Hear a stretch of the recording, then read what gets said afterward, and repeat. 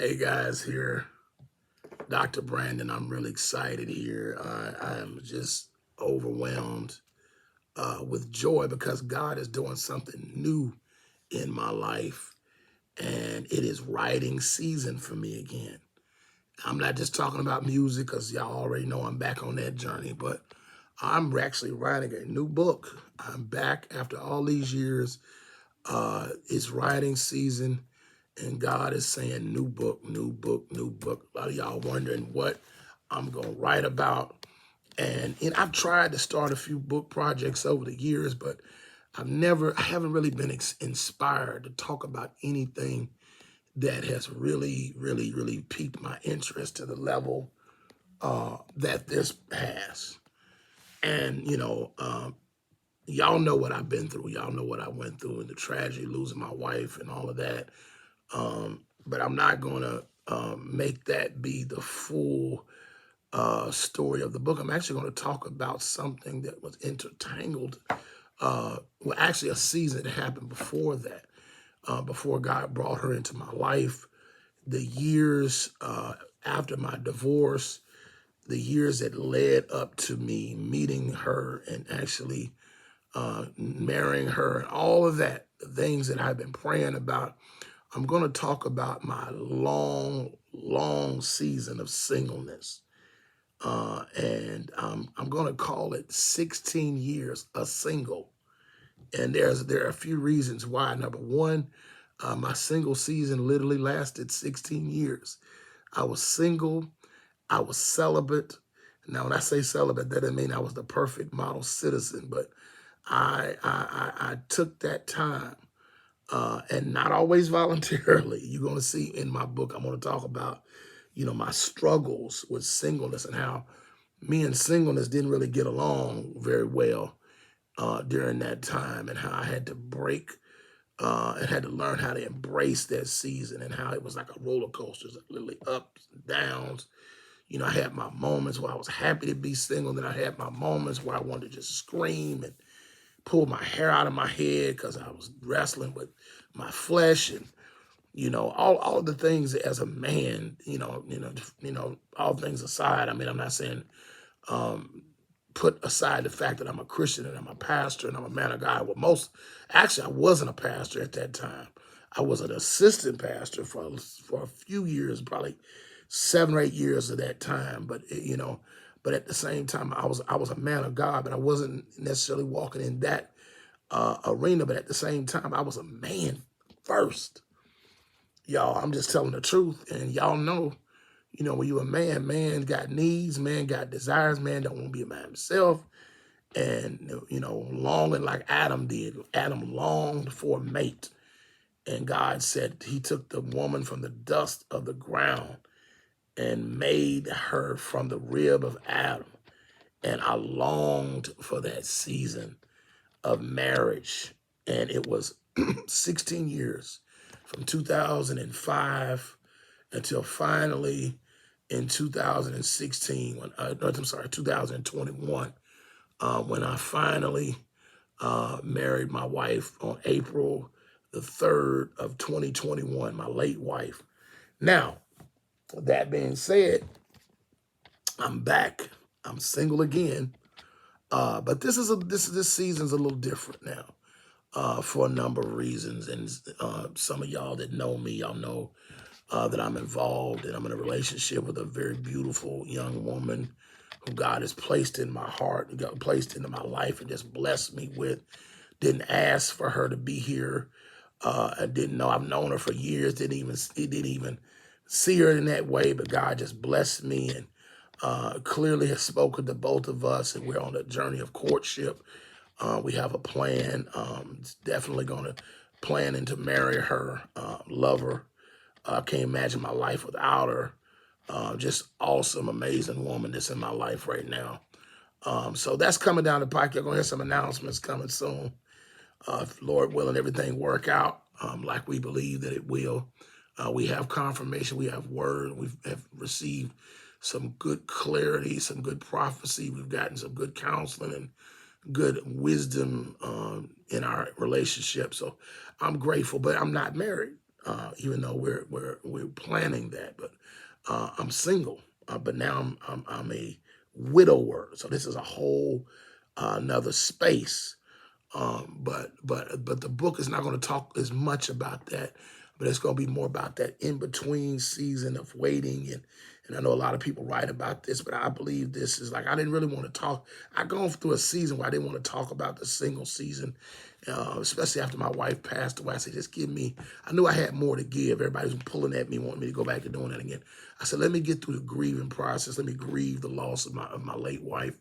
And I've had time to do that. And now the Lord's saying, it's time to write that. And one of the other reasons I call it 16 years a single, y'all probably think about 12 years a slave. It kind of sounds like, but it's kind of a play on that, because when you're single in Christendom, I'm gonna talk real, in the church, in the Lord's church, as Dawson would say, you're looked upon as almost just an object, like I'm single, so that's who I am. I'm in church and I'm single. You know what I'm saying? And it means when you're single in church, the women want to holler at you. The men want to play a hate because they're in a marriage that they don't like. They mad at their wife, and they want to bring you down to their levels. They want to belittle you because you're not married. That's the one thing they got going for themselves, is they're in a miserable marriage that they're not happy being in, but they want to use that to belittle you and have one up on you. And I'm gonna talk about all the things, going to the conferences and things of that nature, and being the only single preacher on the ticket, and getting the married folks are getting preachers, and they getting all the love and all of that. They get up and talk about their wives, talk about their marriage. Their wife be there, they be acknowledging them. You there and you don't have a wife, you don't have a spouse, and people looking at you funny. I wonder, is he a player? I wonder, is he gay? I wonder, is he this? I wonder, is he that? And none of that stuff. I was just waiting patiently on the Lord. But it's just been one of those, it was one of those things where, it just like, and I got tired of being just labeled as a single. So like this became like this scarlet letter, this thing, that defines me. The fact that I'm single, you know what I'm saying? Like, Brandon, the preacher, Elder Brandon, he's the single preacher, And it's like, I'm a preacher first, I'm like, I'm going through my 20s and my 30s and my 40s and still waiting on God. And to put everything in perspective, when I first became single, I was in my 20s. By the time I got married, I was in my 40s. So they give you a picture of how long this time lasted. And it had its ups and downs. And the ups, I was feeling wonderful. I was feeling great. But then it would have it like it would dip down, and you go in those, you go through even battling depression sometimes. Like, when is this thing ever going to happen? When is God going to ever do this? When is God going to do it for me? And my heart goes out to brothers like Laterris Whitfield, and I want you to know, Brother Laterris, I'm praying for you that the Lord will send you the woman in the right season. And, the people that don't understand that, they don't know what it's like, because men want to be married too, regardless of what you hear or what you thought. Men want to be married. They want to be married regardless of what you think. And that's just the truth. And so, when you're a man, you don't want to play the field, because I want to be clean. I don't want to be, I want to live my life for the Lord. I want to live for God. I didn't want to be no player. I didn't want to be running around, getting women pregnant and all this stuff, and shaming and disgracing the church. And believe it or not, there are preachers that live that kind of underground, they talking about on the down low, but you got some straight brothers on the down low. I ain't talking about the down low like you think. I'm talking about this messing with married women on the down low, sleeping with somebody else's wife, all that on the down low, sleeping with women in the church, preaching, playing the organ, directing the choir, all of that, leading youth groups and living like pimps. And I didn't want to be that person. So in all of that, in being in pursuit of being pure and being holy, I had to go through the hardness of that.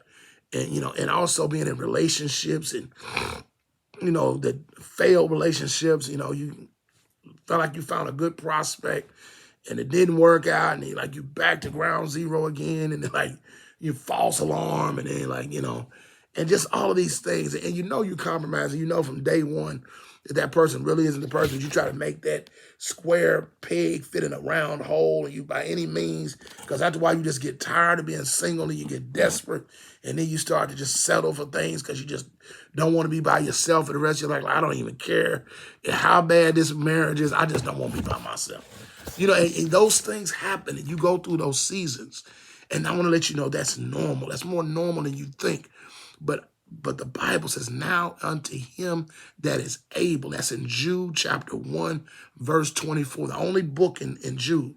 Now unto him that is able to keep you from falling. Because I asked the Lord when I was really knew that I was ready to start pursuing a wife, at least for spiritually, I said, Lord, help me to not marry the wrong person.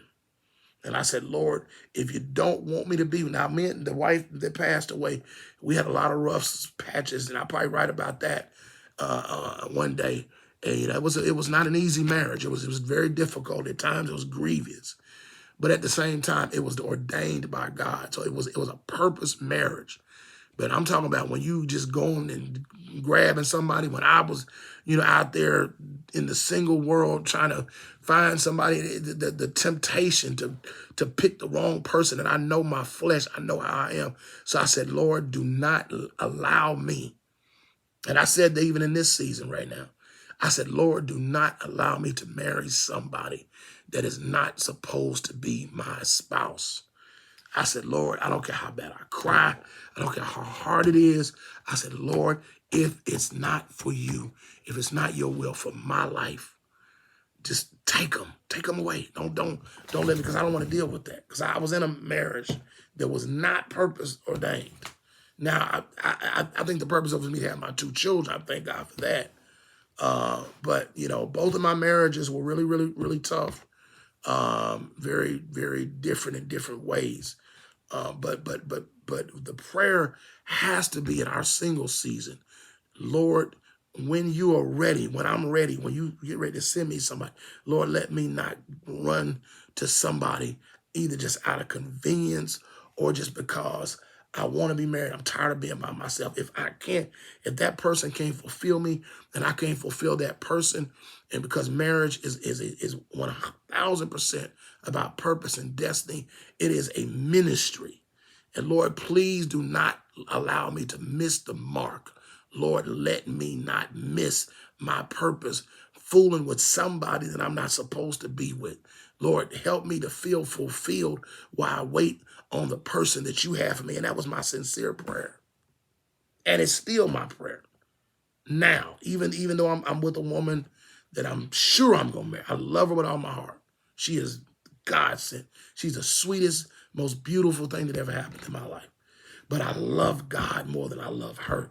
And I will let her go if it means me fulfilling, if it stands in the way of me fulfilling what God wants me to be. You have to have that kind of attitude. Because it's God first and it's everything else. But those years, it was 16 years a single, because I was pegged and I was titled a single for 16 years. And I had to learn. I went through seasons of loving being single, despising being a single, being frustrated about being single, having to deal with my flesh, and all those things have just constant thing. Certain movies I couldn't watch, certain places I couldn't go. I tried to avoid being around people that was doing public displays of affection, all that stuff, because it got to be too much for me. And I had to insulate and isolate myself, Lord, so the Lord could protect my heart. And I had to use wisdom. So I'm going to talk about all that in this book. I want you to support it. I don't know. I don't have a release date yet because we just started writing it. But if I'm a bet, man, this is February. So the goal is to have this thing out before the year is over with, long before Christmas. So, we're already starting on this. We're going deep into it. Man, this is gonna be a game changer. And it's not just for Christians. There's a lot of Christian concepts in it, but there are also a lot of life concepts that I believe are going to help a lot of us. And this is all love, because I love singles, because I have been single for the majority of my adult life. So believe me, single has been my best friend, and we've been riding together for years and years and years and years. And, 16 years on just straight. And I'm talking about it was some stretches during that season where I wasn't even dating nobody for 5, 6 years at a time. And you're talking about, you 16, I'd have 2-year runs, nobody, no prospects, nothing like that. And to be honest with you, those are the best places because that's time we can spend with God. But I'm not going to tell the whole book, but I want y'all to support it. But I wanted to put this out here that I'm working on this, and this is where I'm at. This is where my head is right now. This is where my heart is. So I want to share this in book form. All right, this is your boy, Dr. Brandon McCullough. I love y'all. Man, y'all stay encouraged and keep God first.